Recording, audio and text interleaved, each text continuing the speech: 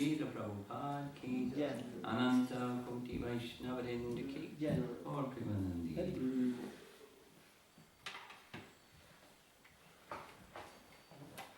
Just shorten the length. Let's see if that helps.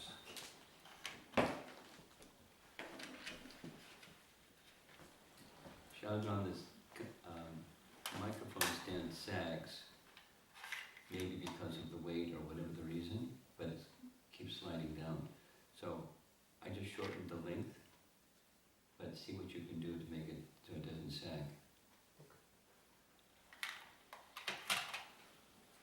Om Namo Bhagavate Vasudevaya. Om Namo Bhagavate Vasudevaya. Om Namo Bhagavate Vasudevaya.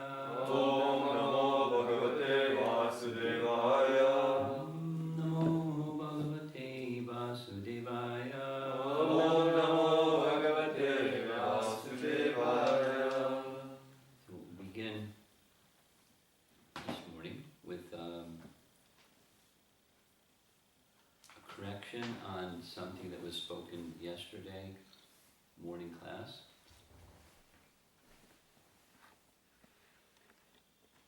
And it had to do with Gona Bhakti or Gona Dharma.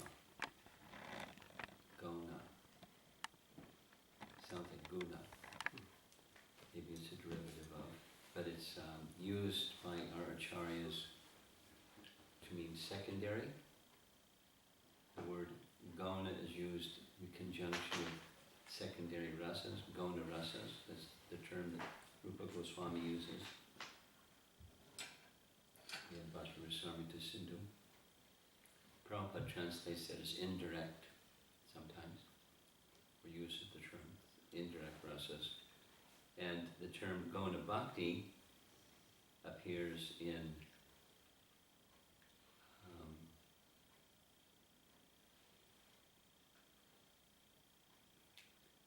Bhakti Rasamrita, no, Brahma Samhita, text 61,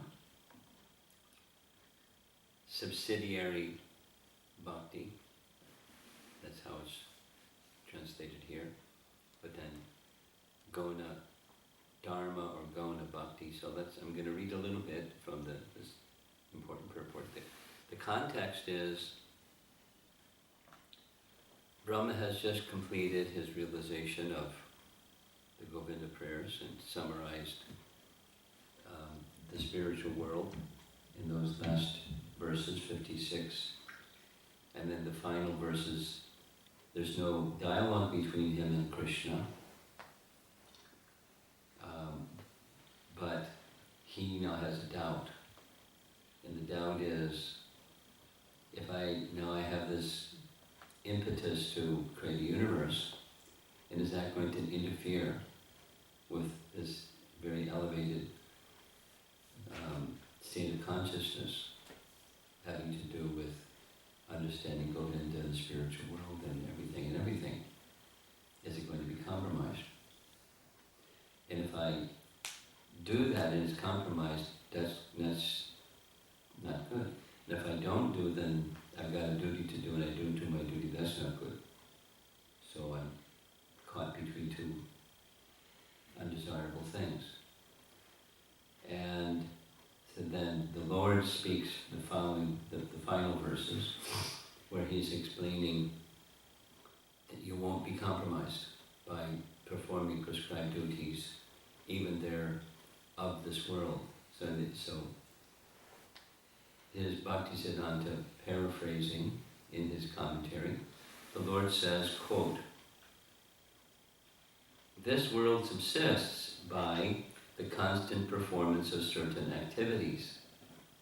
Fill all these activities with meditation on me. This will destroy the quality that makes those activities appear to act as acts done by you. They will be of the nature of my service," parentheses, bhakti. But then he goes into describing the three different broad categories of sensual, mental, and social activities, and interpersonal, and lists of things. So those are what's being talked about, prescribed duties and your involvement with matter. And then he refers to the Isabhasha verse of the Ishopanishad, and then says, if whatever is accepted be received as favor vouchsafed by the Supreme Lord, the worldly activity will cease to be such and will turn into service of Godhead Bhakti. So now comes this Gona Bhakti term, the final paragraph. If the worldly acts are performed in the above manner, one does not get entangled in karma, even in hundreds of years of worldly life. That's Ishopanishad. The meaning of these two mantras, that's text 1 and 2 of Ishopanishad, from the jnana point of view is renouncement of the fruits of one's worldly actions, but from the bhakti point of view, they mean the attainment of Krishna's favor, prasadam, by their transfer to his account. In this method, which is the path of archana, offering everything, yakrosi, yadasnasi, etc., you should do your duties of the world by the meditation of worshipping Godhead thereby. Brahma cherishes the desire for creation in his heart, that was instilled in his heart by Krishna. If that creative desire is practiced by conjoining the same with the meditation of obeying therein the command of the Supreme Lord, then it will be a subsidiary spiritual function, Gona Dharma, being helpful for the growth of the disposition for the service of the divinity. By reason of this characteristic of seeking the protection of Godhead, it was certainly proper to instruct Brahma in this manner. There is no occasion for such instruction. In the case of a jiva, there's no occasion, interesting language, there's no occasion for such instruction in the case of a jiva in whom spontaneous aversion for entities other than Krishna manifests itself, on his attainment of the substantive entity of spiritual devotion, bhava. What does that mean? It means Nanda Maharaj doesn't need this instruction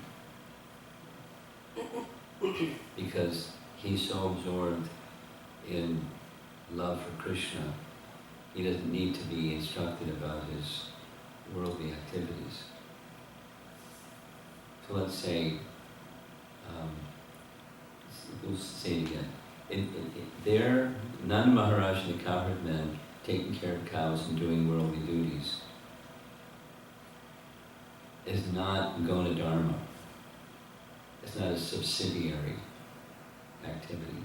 It's everything there is fully transcendental. Everything in their lives is fully transcendental. And then they'll come down to us. Not everything is fully transcendental. We have involvements in contact with matter.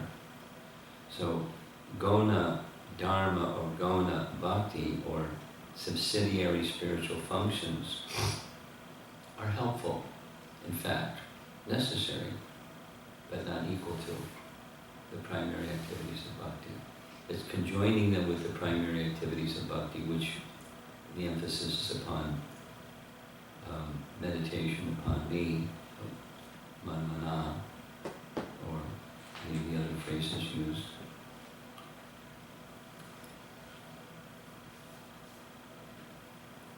They're helpful.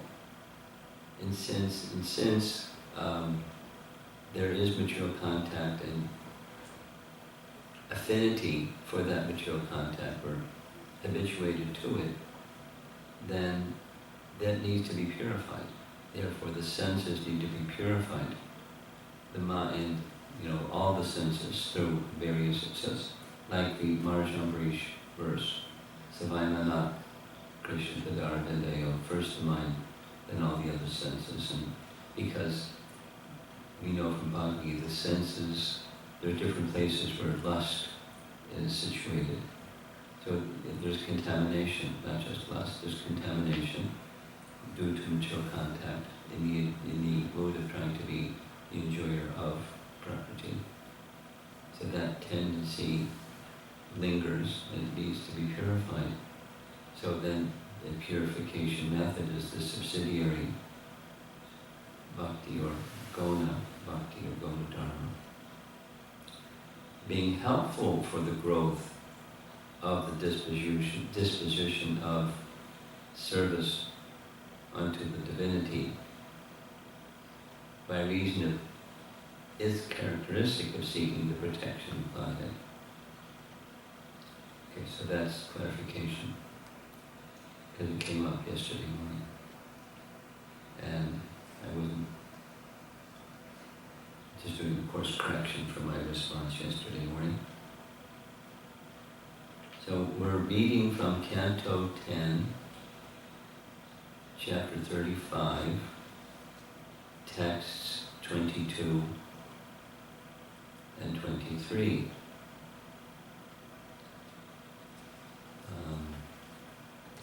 This is the gopis, when Krishna has gone to the forest with the cows, there's songs of remembrance of him.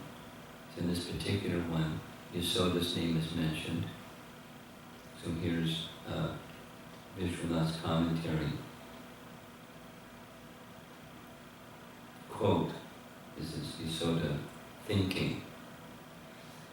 Seeing that my son, who is so eager to play, has not come back at the end of twilight, I will now kill myself. Quote, fearing that such a response from Mother Yasoda might come forth, the gopis tried to console her by giving her reasons why Krishna will come quickly. In this verse, the gopis said, Krishna is affectionately remembering how the bulls and the calves tied up in Vraja are suffering in separation from him. So he will quickly come back, even at the risk of neglecting the Gandharvas and other demigods. That is, in the verse, they were by the side of the path and they were worshipping him. And he had to be polite and receive their worship and songs and glorification gifts. But they're saying, he's just going to ignore them and he'll come back because more important to him than eulogies is the cows, the bulls and the calves. He'll be back soon. One cannot say that for a cowherd boy like Krishna, the expert singing of such extremely insignificant singers as these Gandharvas is more attractive than seeing the cows, feeding them grass, touching them, and scratching their necks. Krishna showed how much affection he has for his cows by lifting Govardhan Hill just to protect them. Though the Gandharvas may have heaps of good qualities, Krishna has not even a trace of affection for them. Mother Yasoda then replied, if that is so, then by this time Krishna should have returned home. Replying to that objection, the gopis present yet another reason for Krishna's delay. Oh, Brahma, Shiva, Indra, and other chief demigods are now offering their respects to your son while standing along the path. Attracted by the sound of Krishna's flute, the demigods come from their own abodes and remain all day in the sky, watching Krishna in great bliss. When Krishna returns to Vraja in the evening, The demigods also return to their celestial abodes, but not before descending to earth to worship the lotus feet of your son in order to obtain his mercy. What can Krishna do in this circumstance? Krishna's extended delay is caused by his taking time to bless the demigods. Why don't you see your own good fortune that the feet of your son are being honored even by Brahma, Shiva, and other great chief demigods? Therefore, why are you so distressed? In a tearful, choking voice, Yashoda said, "Oh, dear young girls of Braja, please run to the watchtowers and tell me, how far away is my son?" And Yashoda's order, the tallest of the beautiful young gopis climbed up the watchtower to see when Krishna would arrive. She said, "Krishna is now coming home to fulfill the desires of his well-wishers. With the sweet sound of his flute, he has collected all the cows in one place. The fatigue of cow herding has brilliantly enhanced Krishna's beautiful form. His garland is sprinkled with dust raised from the cow's hooves. Indeed, seeing Krishna in this way creates a festival, utsavam, of ecstasy for the eyes of the entire world."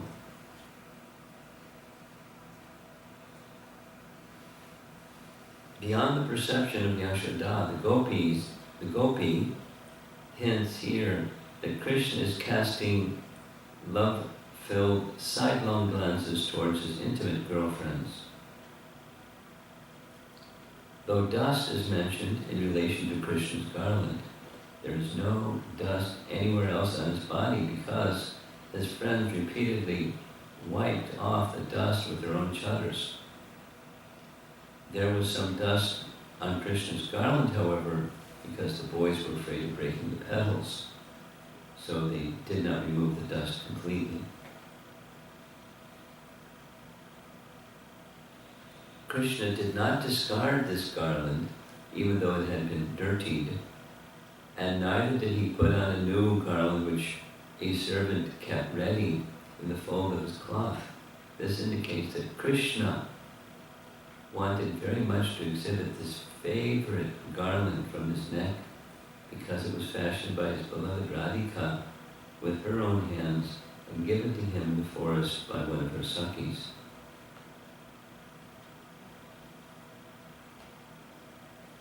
The word Devaki in this verse, in the phrase Devaki Jatara,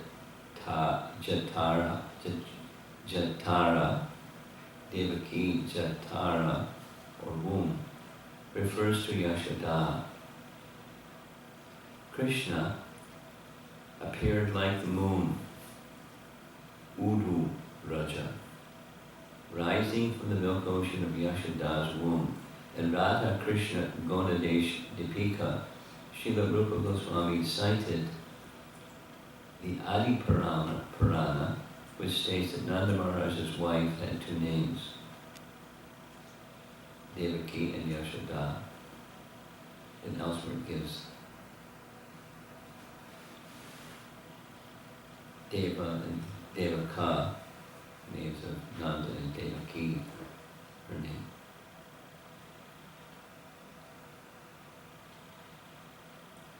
So here's now reference to these verses, chapter 35, text 22, found in another commentary.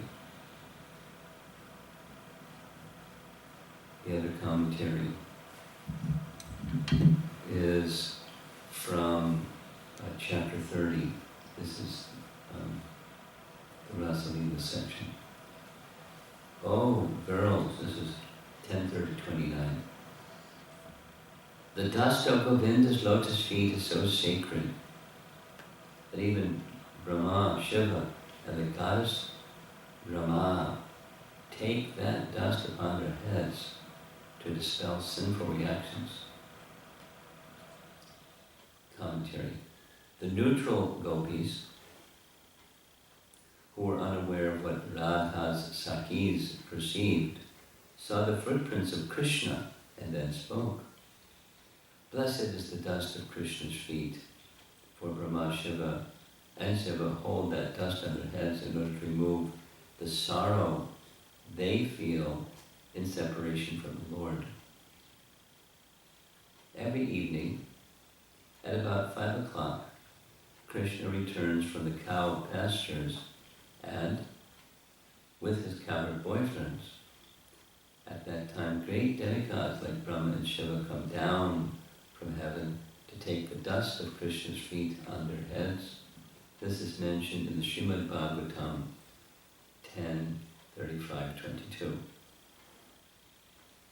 The various Upadevas standing on all sides of Krishna, like panegyrists, means those persons who make eulogies of others, offer their music, singing, and gifts of tribute. The gopis thought, although it is seen that the demigods offer obeisances to Krishna's foot dust, we cannot, because of the restraints of modesty. Consequently, we are sinking further into sin.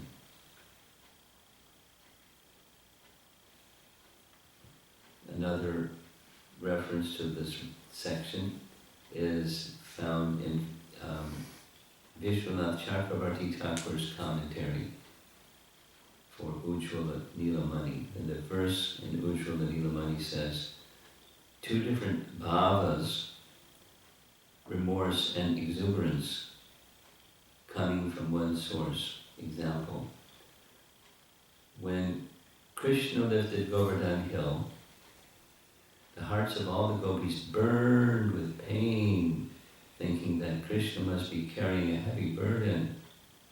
And at the same time, they became filled with happiness to see their beloved continuously day and night. In this way, the gopis' hearts were inconceivably divided in two, remorse and exuberance. Vishwanath writes, commentary, Vishvakarma paints a picture, recording the utterances of Purnamasi, recollecting the time when Krishna lifted Govardhan. This verse describes the reaction to the picture. The gopis were filled with pain, thinking, oh, the arms of our beloved, soft as the shirisha flower, must suffer this great burden.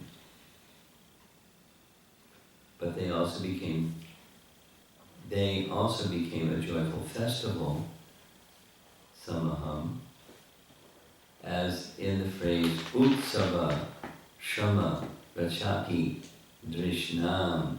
He was a festival of joy for their eyes. That's text 23 of this. So the way the chapter is constructed, it's described at the beginning. There's an introductory verse, and then all the other verses were in pairs, speaking something about Krishna's flute, and speaking about how that flute sound or song affected different persons. So 23 is stating, he was a festival of joy for their eyes. Happiness in seeing Krishna was their natural quality. The cause of their pain and joy was one, Krishna.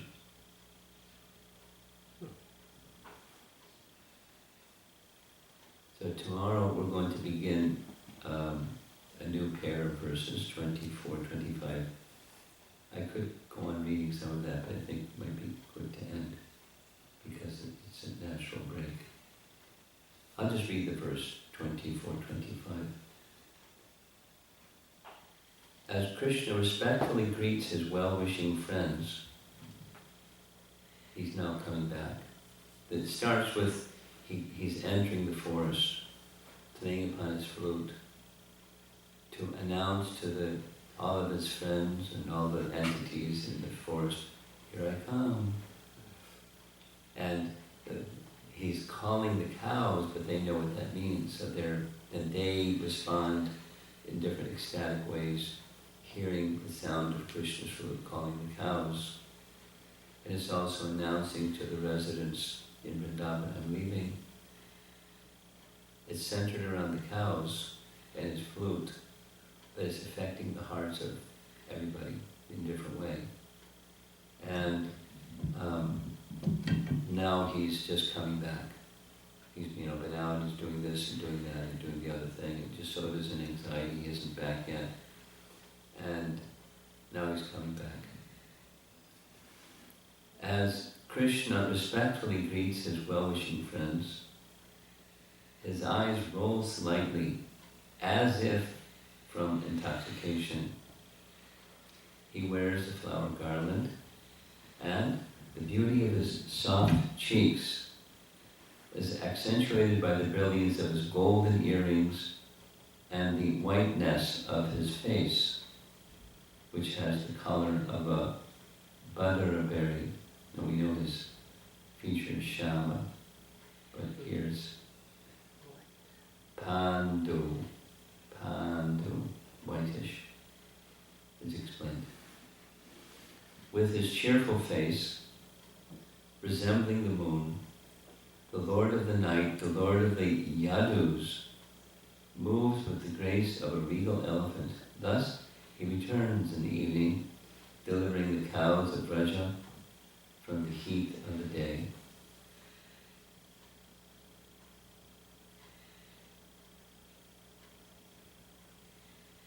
So the chapter is a little capsule, certainly from the perspective of the gopis, a capsule of Krishna's day, the day in the forest, because there's other parts of the day also. And their meditation goes as he's moving about. The acharyas say this is not just, Shukadeva Goswami has taken pairs of verses from different places, different sets of gopis, different circumstances, and stitching them together in one chapter. But it's the type of meditation that they would do all day long, absorbed in thoughts of their beloved Krishna, in anticipation of his return. It's, mood of separation, anticipating meeting with Krishna, at least with their eyes to see him again. Because their meditation is so complete, there's this phrase that's used, sporti, they can actually see, although he's distant, kind of like, not the same, kind of like Sanjaya seeing and hearing Krishna's Bhagavad Gita talk with Arjuna, and it's remote, as Prabhupada says, by a mystic television. The gopis, they're not mystic yogis, but they're able to see what Krishna's doing, although it's remote. That on the strength of their bhakti, which is unequaled bhakti. So one would think, one might argue, well gosh, if they can see him, know what he's doing, and this and that, and what's the problem?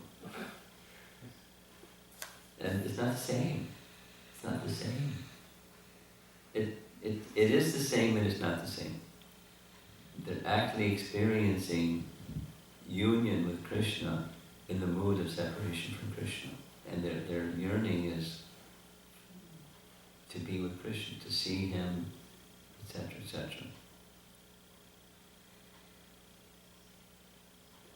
the intensity of their meditation on their relationship with Him.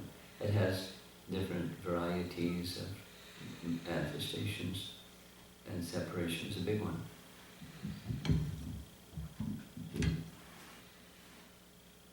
Separation is a big one. And just thinking on this, another chapter that's just meditating on a whole string of Krishna's pastimes is the wonderful Krishna chapter. It's after the lifting of Govardhan Hill, and the residents are meditating on who is he, and then meditating on he did this, and he did that, he exhibited power that is not ordinary power. Who is he? Who is he? It's just, it reminds me of like Ramayana. Within Ramayana, there's how many times is the story of Ram told and retold and retold and retold and retold.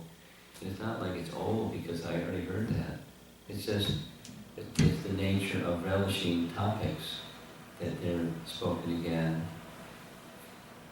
And you're in a different place of consciousness when you hear it again, but it's just hearing it again and again. It's just that the sweetness comes out. So right within the 10th canto, there's that repeating and repeating. Not the same, but in principle something similar. In the wonderful Krishna is the elders, and here is the gopis. And the elders are meditating on the power of Krishna and protecting Krishna and what to do to see that Krishna is protected. The gopis are thinking of their amorous love for Krishna, and how when Krishna is leaning on the shoulder of a cowherd boy, smiling, they get, these cowherd boys get such good fortune we don't get. Not out of envy, but just appreciating the good fortune of the cowherd boys. And so many other things, like the love they see, Pandita Samadarshana, that in one sense, and in a Bhagavad Gita sense, it's just, here's a spirit soul and there's a spirit soul.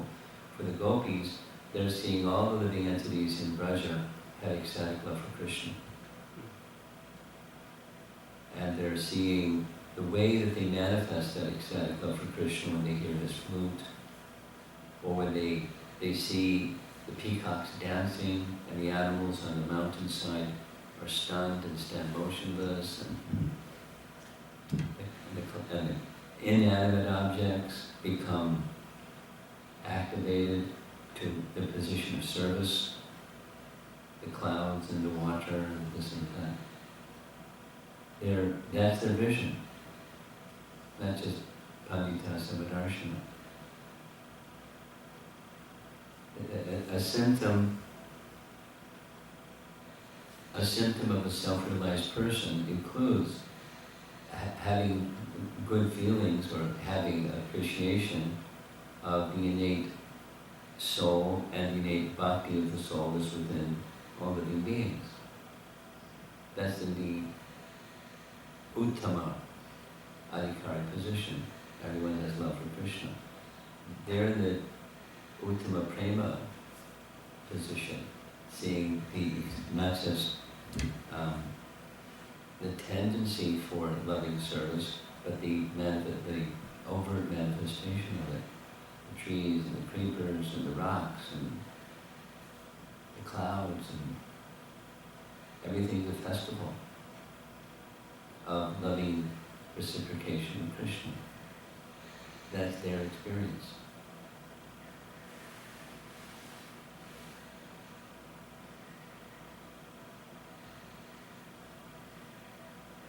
They're concerned with Mother Jasoda, while maintaining their shyness.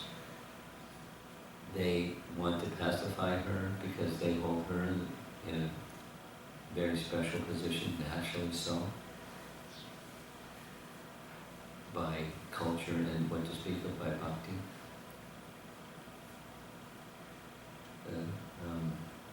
The flow of the messages of the Bhagavatam is very, very, very wonderful, filled with stimulations of ecstatic love. That's part of what we've been discussing. The different kinds of bhavas that are represented by different expressions, and those expressions have this potency to stimulate those feelings within us. Although we're covered, we don't feel those feelings, but the potency is there, cleansing and lifting, both potency. A very special fortune to have Srimad Bhagavatam, and how eager Prabhupada was to provide this to the world.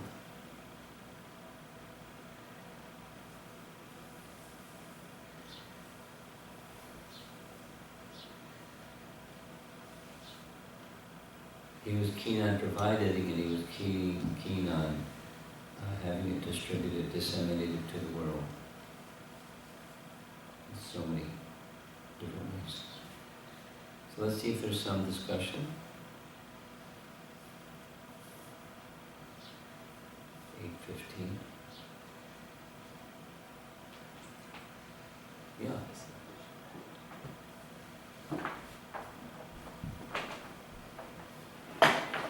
Good Maharaj, when we hear these descriptions of Krishna, like he's beautiful, his garland is beautiful, dust and all this, or sometimes when I hear about, the power that the Lord exhibits, like lifting of God and him, there is this tendency in me, like I hear it so many times that there is this tendency to discount it, like okay, he's the Lord, he can do it. And, I guess I'm not able to appreciate or so much when I hear these sometimes. So I was going to ask, like, how to appreciate, like, as we hear that tendency to discount or well, there's the plus and the minus, the discount, what's the nature of the discount, and then you could attempt to put something on the other side of the pen scale. Well, why would the mind go to discount what's behind it? Is it logical, reasonable, rational? And then, that's one approach.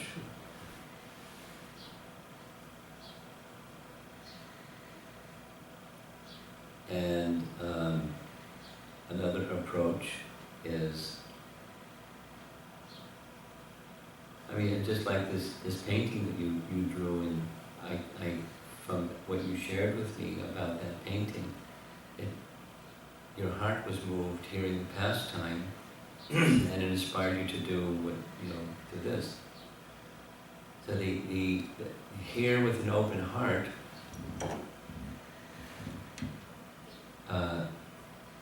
Then there's potencies within that message. And it's to be received not by our rational faculties. For our rational faculties, it doesn't move the heart. It doesn't, like, as you say, discount. I'm not exactly sure what you mean, what your mind does when you discount. But the all-attractive Lord, Krishna, his name means all-attractive. He's attracting our hearts. So open-heartedness by that is not judging or using our, materially conditioned faculties to understand things. But it's transcendental, like the soul.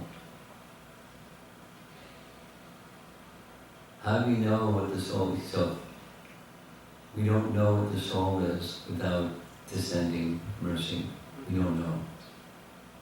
We're like animals that just think like animals think. And to have some idea of a soul is from descending mercy, but then keep going. What is it?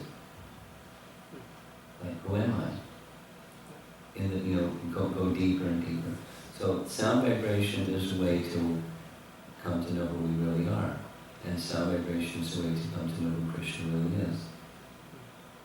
And it's an opportunity to know who Krishna really is. Coming from Krishna, or those who are steeped in knowing who Krishna is, sharing who Krishna is. Something has to happen with this microphone. Something. It's a nice microphone.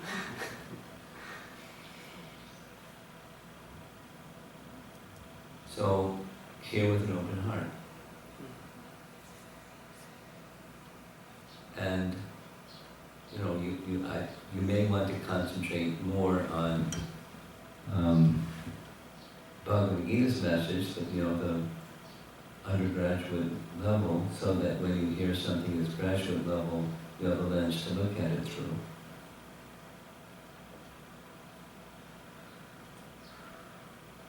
But in principle, transcendental sound is meant for eradication of unwanted and awakening of wanted, of our natural. That's the opportunity, that's the open-heartedness.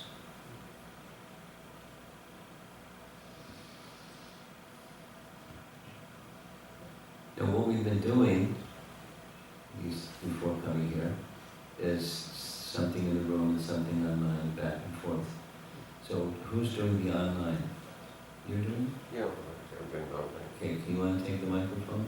Is there any online question? No, I haven't seen any questions. Nothing yet, okay. Is anyone else here? Acharya Mishra, can you give him the microphone? Maharaj, I heard you mention that the Sri Brahma Samhita, although Bhaktisiddhanta Saraswati Thakur's name is on it, it was originally conceived by a disciple of his and later blessed. Did I say that? I thought I heard you mention some detail of the authorship of a lot of the purports. I heard something like that, but I don't know if I repeated it in the class. Did I repeat it in the class? I think I heard something.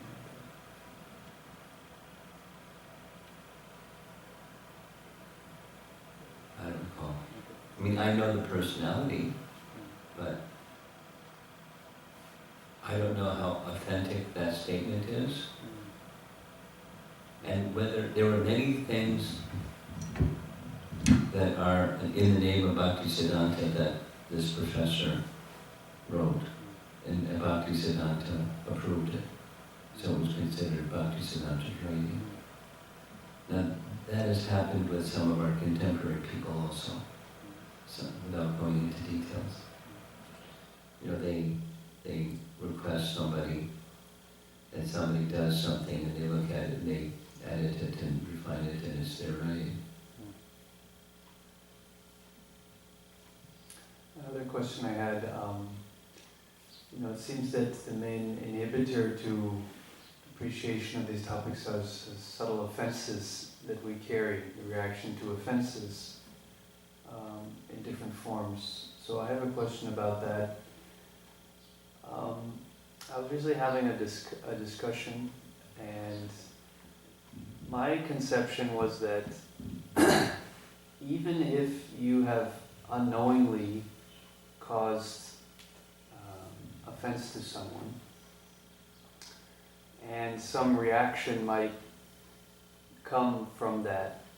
So the example of, I think, Sanatana Goswami, even he didn't have the intent, but he laughed at a handicapped Vaishnava, it seems, and from that he lost mercy. So my question is that even if you don't have the intent, if you unwillingly or unknowingly disturb or upset a Vaishnava, then you will get some reaction for that. Is that a correct understanding? You better watch out. It's Rupa Goswami. No, it's not that. It's from Bhakti Ratnakara. It's a commonly narrated event, pastime, story.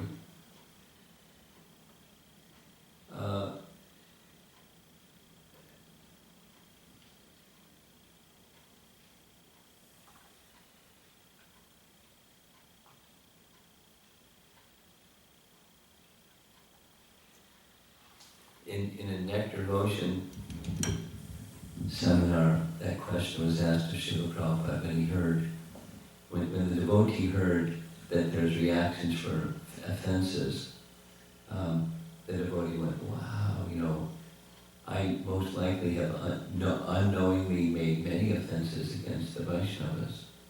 So what do I do about that? I don't even know what I did. And how do I go to them and offer obeisances and request their forgiveness? Prabhupada's reply was, therefore we say daily, Namo Mahavada, Namo, huh? Yeah, Vanchakalpatarubhyascha, Kripa Sindhubhyevacha. And that's not just recite it mechanically, but say it with feeling. So the answer is yes, and then the answer is, what do you do? Or the next question is, what do you do about that? Unknowingly I've offended someone. Unintentionally or unknowingly or unwittingly or however. We're responsible. And so there's the cure. And then what about the unknowing ones? How do I take care of that? So it's real. And then there's our Vaishnava procedure. Okay. Just another Microphone. In an event wherein one has to offer some correction to someone as a service, and in other words, one is in the right, but another devotee still gets offended by that. It's your mood it's between you and Krishna, and so then if the mood is right, then it's not an offense. Even the person may take it over. But if another Vaishnava becomes disturbed... I understand your question. I understand the question, but the answer is the same answer. If your mood is in the mood of service, genuinely, Krishna knows, and the other person may become disturbed, but that's not offense.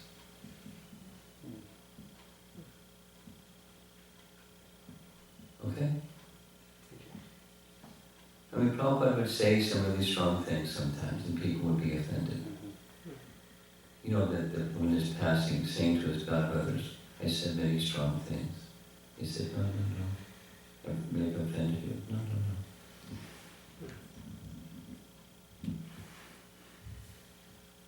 There's a question on that. Okay. From Satyavrata Das. Sometimes devotees ask us to pray for them. How our prayers will help them? Krishna. Not your prayers, but Krishna. The well-wishing of a Vaishnava who is Krishna, who is dear, goes to the person who is the object of the prayer. Then Priya Media is Krishna. That's how.